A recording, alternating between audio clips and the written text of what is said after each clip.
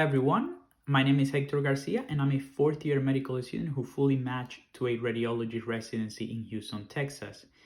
If you're going to be a physician, you're probably going to be in school for quite a few years. So having one or more side hustles can keep you away from being completely broke. This video is not just for medical students, but anyone who is in school and needs to have some cash on the side. In this video, I want to share some of the side hustles I'd or some of my friends had during college or medical school. I will categorize the side hustles based on studying difficulty and the difficulty required to maintain it. The first side hustle I want to share is tutoring. You can tutor in your school. For example, when I was in college as a sophomore, I used to be a physics tutor or teaching assistant. For this, I would used to tutor freshman students who were 1 year under me.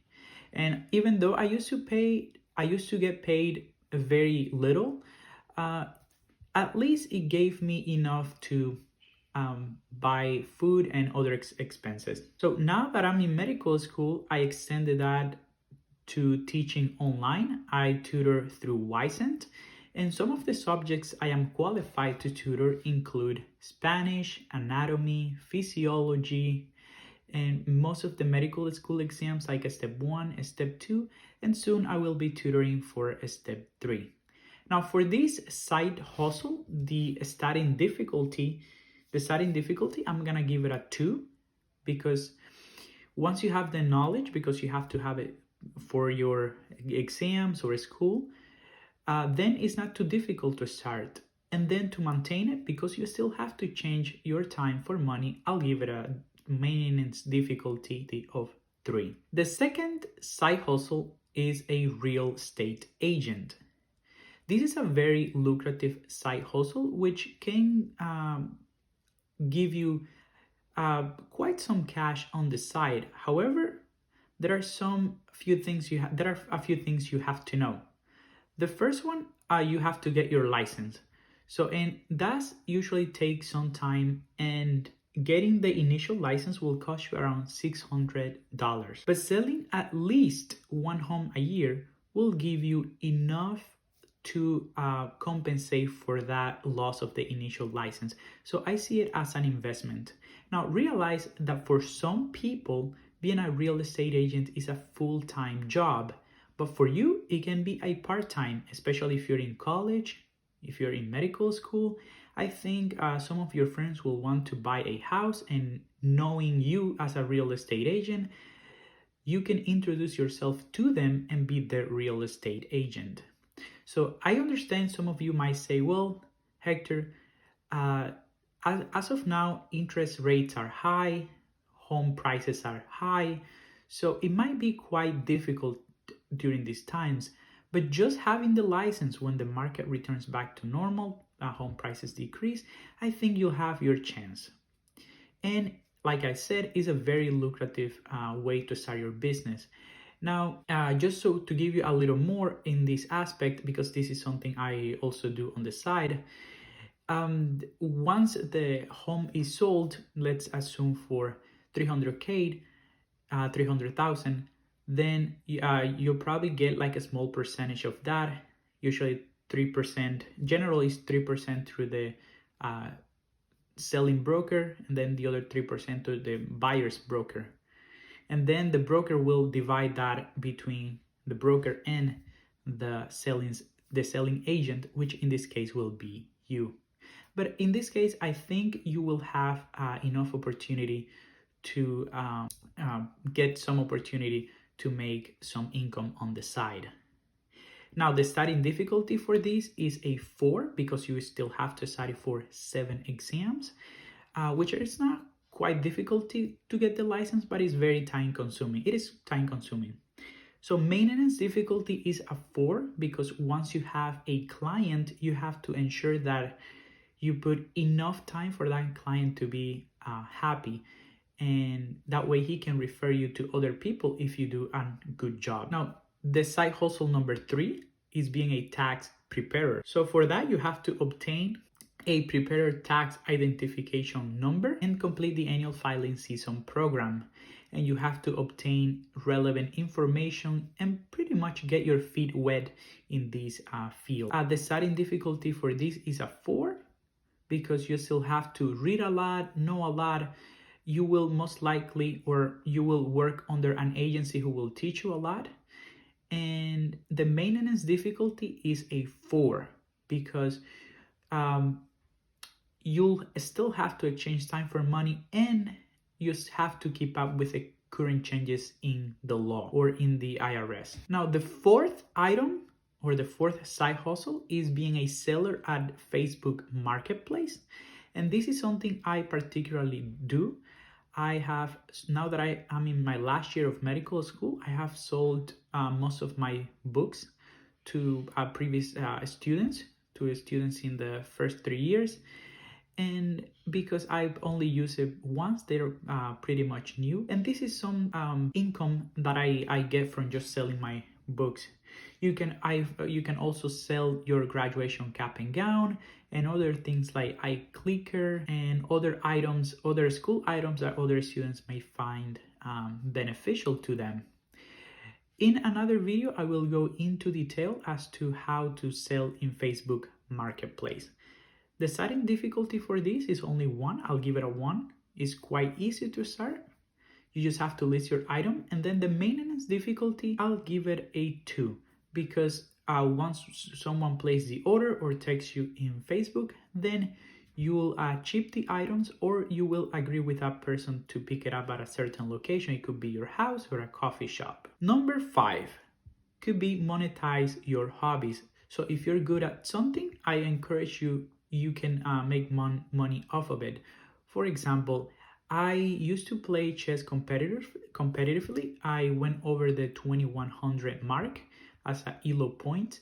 And some of the things that I started doing was like tutoring chess to beginners. And I have found that really useful and entertaining, not only because I like chess, but also I can make some income on the side. And parents are extremely happy because many parents that I've met, they want their kids to learn chess. I think it's a great game to learn tactics, strategies. It show you discipline and how to think critically depending on on certain positions. So the starting difficulty for this, I'll give it a 1 because it's quite easy to start. So if it's like something that you love, if you're pretty good at baseball or volleyball, that's something that you can teach others. If you are good at exercising, working out, you can be a personal trainer, for example. So the starting difficulty, I'll give it a 1 just because it's something that you love doing. And then the maintenance difficulty, I give it a 3 because you have to exchange your time for money. But understand that you'll be doing something that you actually like. For example, I've been doing it with chess, and I think I've been having great results so far. Side hustle number 6 is dog walk or pet sitting or babysitting. I have done this particularly with babysitting. I think it's a great way to make money. Some parents who work most of the time, they need help with their kids. So the starting difficulty for this is a 1. And then the maintenance difficulty, I'll give it a 3 because once again, you have to exchange time for money. But if you're the person who loves kids, I think this is a great way to have some income on the side. And depending on how the kid is, you might watch the kid and also be doing other things. Number 7, side hustle number 7, it is creating an online course in Udemy or Skillshare. And this is something I am planning on doing, especially for ultrasound.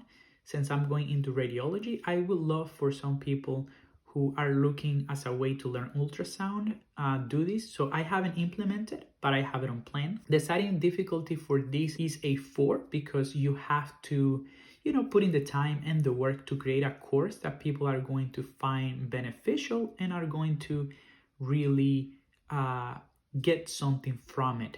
Now, maintenance is 1 because once the course is set up, all you have to do is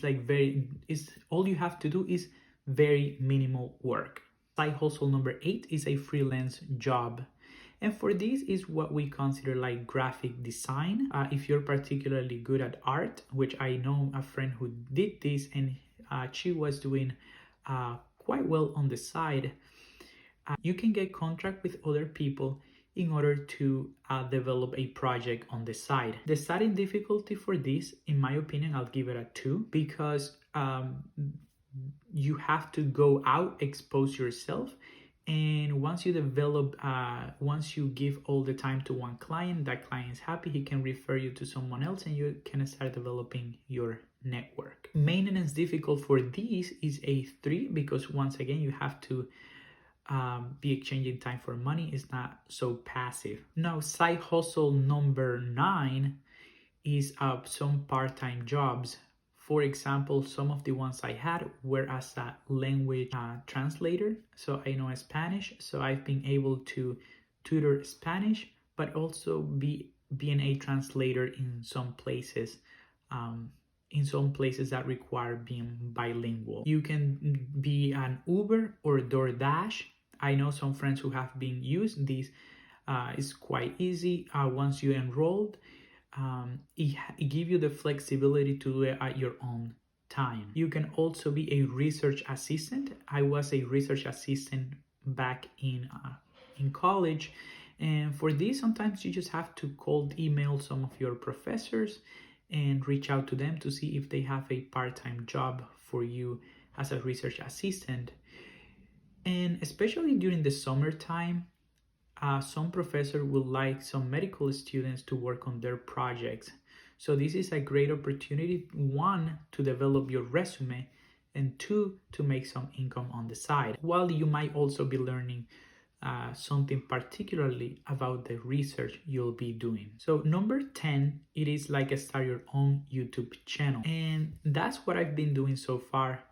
And the starting difficulty for this will be a 1, because it's quite easy. You can start this from your phone. And then the maintenance difficulty is a 3, because you have to create your content and you have to come up with ideas on how you can provide value to other people out there. This is all I have. If you like this video, like and share this video, and consider subscribing to my channel. I will continue uploading videos about finance, medicine, entrepreneurship, leadership, real estate, and engineering. See you on the next one.